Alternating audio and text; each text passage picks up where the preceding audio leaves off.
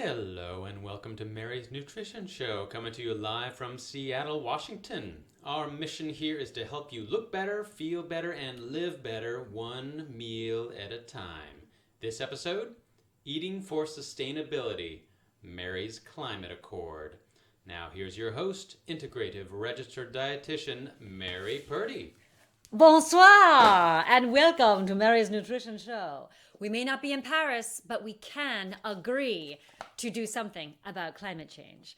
I would like to introduce my producer and the man behind the camera, and also my husband, Keith Hitchcock. Hello, bonsoir, nice to see you all. Bonsoir yourself. Today's topic is about eating for sustainability, and we will be discussing ways, very simple ways, that you can help with preserving our environment with very simple changes to your diet and dietary patterns. Oh, and you're going to want to stick around because one of the things we're going to be talking about is, yes, crickets. That's right. The way that crickets might be playing a role. Crickets. So stick around because you're not going to want to miss this tidbit of information. Bow, bow, ba-dum, bum. I do this music, this theme music, with my mouth. But here's some news. This show is now a podcast. And when you listen to the podcast, you actually get to hear real music, like with instrumentation, not just my mouth. Not to say that my mouth is not music. No, you do a great job. You're creating music with your, with your soul. But the other music's really fun. Thank you. We'll tell you a little more about the podcast later on. But for now, here's some exciting disclaimers. Yes, please consult your physician before taking any recommendations from today's show. And please also know that the content from today's show is solely that of myself and my producer and does not reflect any of the organizations with which necessarily that I associate. Thank you. Please join the conversation today. If you are watching live, you can do that to the right of the little video window. If you are watching the recording, you can do that underneath the little video window. And we try to respond to each and every little comment and question that you send our way. And FYI, there will be a Q&A section later on. So for those questions that are bubbling up in you, just know that that is coming up and there will be a time for that. Oh, another introduction here. Oh, yes. This, if you have not been here for the past few weeks, is Jasmine. Quick story. I had some hand surgery, healing very nicely. Jasmine may be off the show next week. So stick around and we'll have some more fun with her later. Bonsoir and bienvenue, Jasmine. Merci. There was a weekly nutrition challenge last week. There was last week. Last week I challenged you all to try a fermented food that you had never tried before. How did it go? I will tell you what. You made this amazing kimchi peanut butter thing. I did. And that was delicious. I didn't want to say anything, but it was. It was so easy. It's like cup of peanut butter, cup of kimchi, and like voila, it's amazing deliciousness. And did anyone out there watching this, did you accept the challenge? How did you do? We want to know. Drop us a comment, whether you're watching live or the recorded version. Let us know how it went. Eliza, yes, wrote us and let us know. I've been shooting for fermented food 3 times a day. Like, she is an overachiever, I would say. She went above and beyond. She does say she's not hitting it on all days, but her tonight's new recipe, lactose-free yogurt blended with tomato, cilantro, lime, and chili sauce as a dip for my chips and my chicken. Wow, that sounds like it's got a kick, and it's going to make your bugs sing. Bravo, Eliza. Bravo, Eliza. Thanks for letting us know about that. That is fun. Very fun. Mary. Yes. What's our main course tonight? Main course, as I mentioned before, is eating for sustainability. I am going to offer you 3 very simple ways that you, with some simple dietary changes, can help to preserve our environment. So, are you ready? Ready. Bring it on. All right. Number 1. This is a big one. It is eating more vegetarian. This is one of the biggest things you can do to help with this issue around environment. Meat production is responsible for actually 13 or 14% of our greenhouse gas emissions. 14%. That's huge. And most of that is coming from methane gas that livestock are producing as a result of consuming food. Yes, this is gas. So that's a big portion of our greenhouse gas emissions. Number two, producing meat uses a huge amount of water, a lot of water. So what's really important to note is that plant foods use less water. So for instance, a pound of beef uses 2,000, almost 2,000 gallons of water. How is that possible? I don't even know. I don't even know how that's possible, but it's true. And a pound of chicken takes about 500 gallons of water. Wow. Yeah. How is that possible? I don't know. I don't know these things. I'm just reporting. And then things like grains or tofu, they actually take more like 300 gallons of water, which is much less, right? Like per pound, we're per talking. pound Okay. of grain or per pound of tofu. And then lastly, I would like you to guess what only takes 1 gallon of water per pound of itself. I think I know because you were talking about.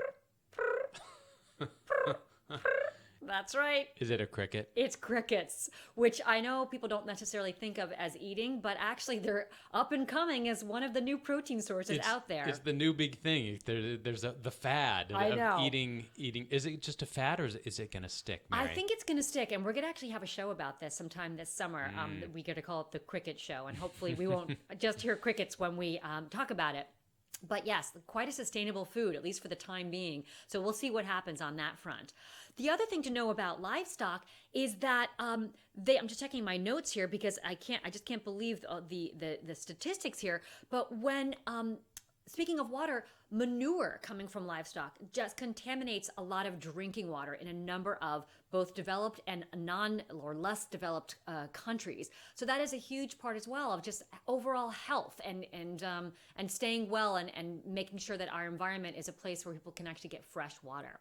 The last thing about meat production is that it takes up a very large amount of land, which means that in order for those guys to be hanging out on the land and also to grow the food that feeds the livestock, that requires a big amount of deforestation, which we know is just going to decimate our current land that we have. So eating vegetarian can be a huge boon to our environment and can help affect this climate change piece. Remember that eating vegetarian even just once a week makes a difference. If everybody in the United States ate vegetarian once a week, it would be the equivalent of taking around 500,000 cars off the road. Done. Really? Yes. Yeah. Wow, that's quite a stat. It's pretty good, right? 500,000 cars. That's once a week, once vegetarian meal a week. So what can you do?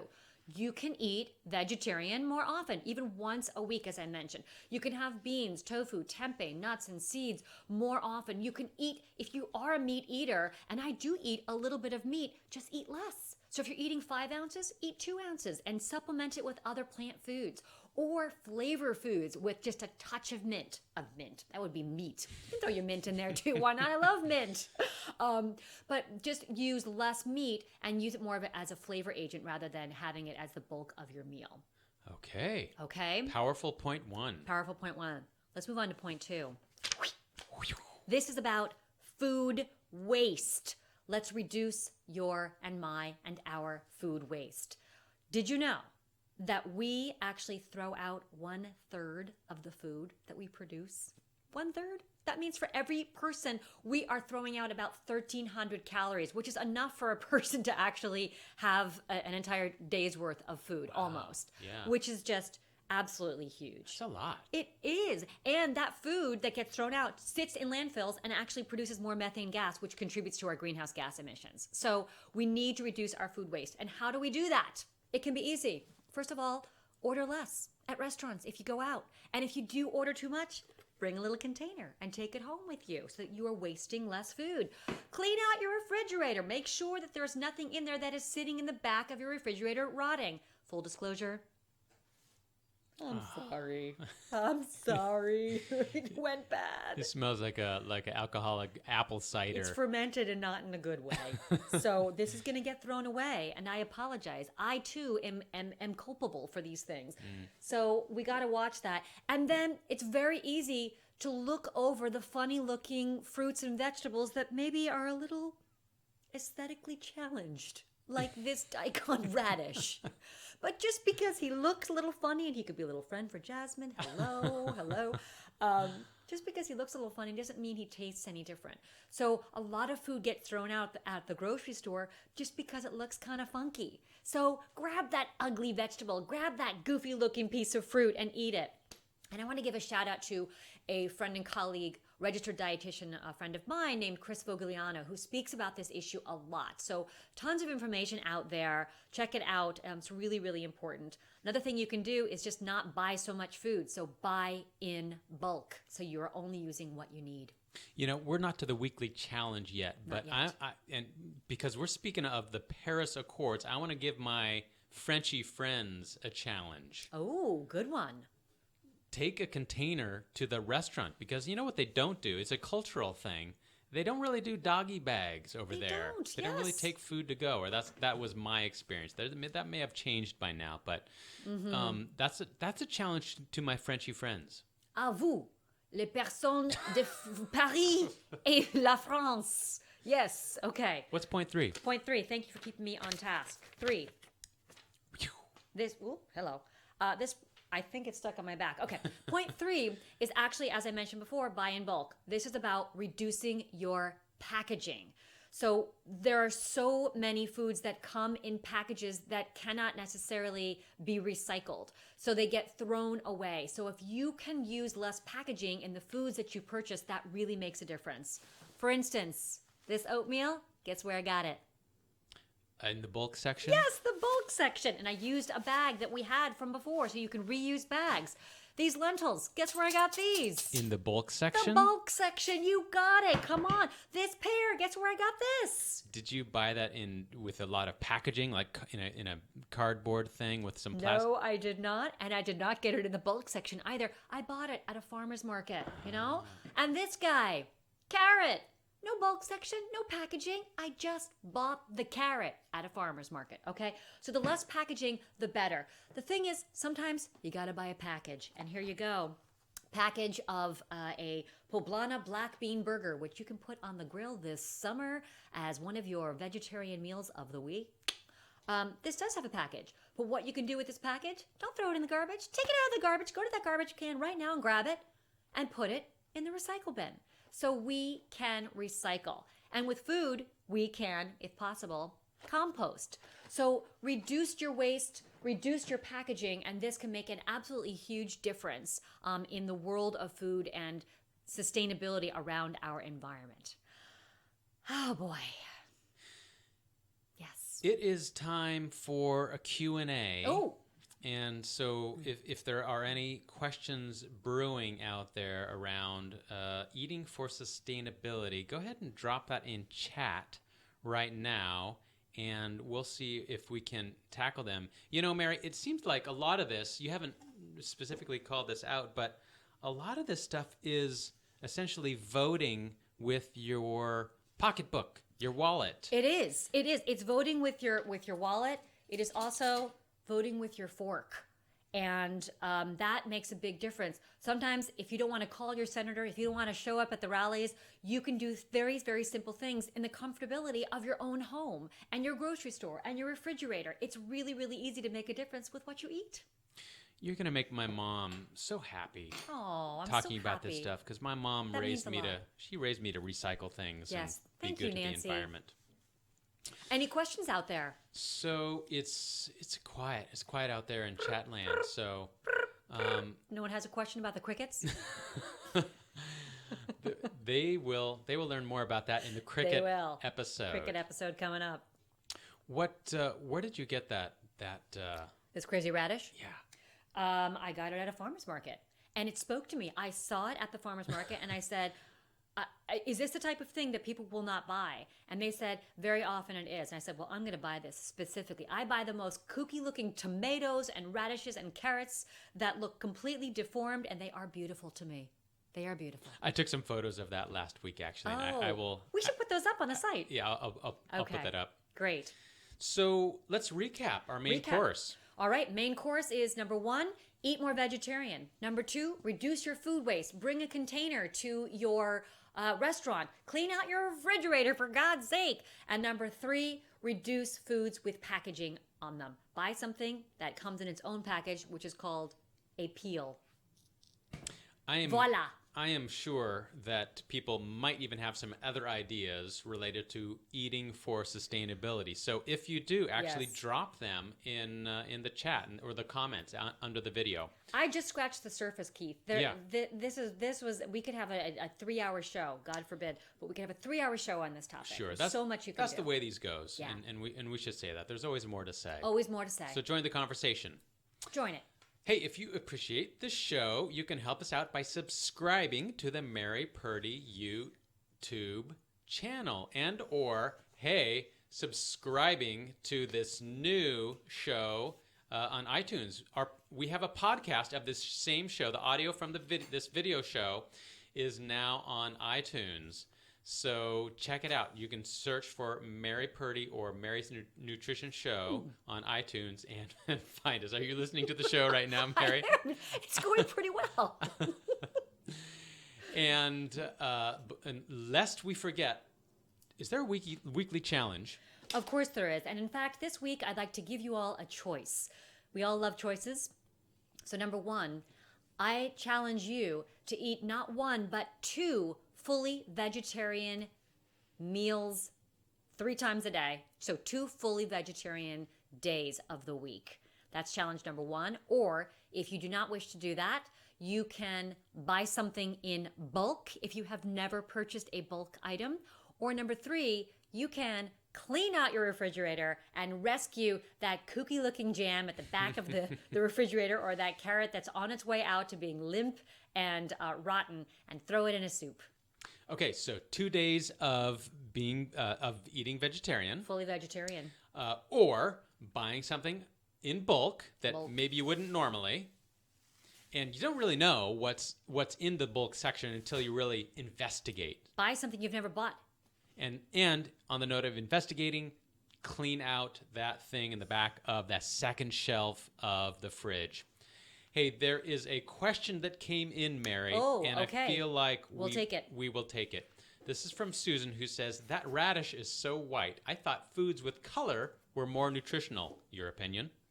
Yes, that is a conception around that. Because foods that are white, when we say they're not that nutritious, we're talking about things like maybe white rice, white pasta, but actually there are plenty of foods that are white that are very, very nutritious. And those are things like radishes, or cauliflower, or onions. Those have great benefit, and they may not necessarily have that color, but they still have an antioxidant element to them. So thank you for clarifying that. I love it. Awesome. Hey, thanks for joining us today. Thanks for joining the conversation, and thank you, Mary, for all your info. Thank you, Keith, for just being you. I'm glad to be me. And for not being mad at me for letting the applesauce go bad. Oh, well, it takes 2 to tango, right? That's true.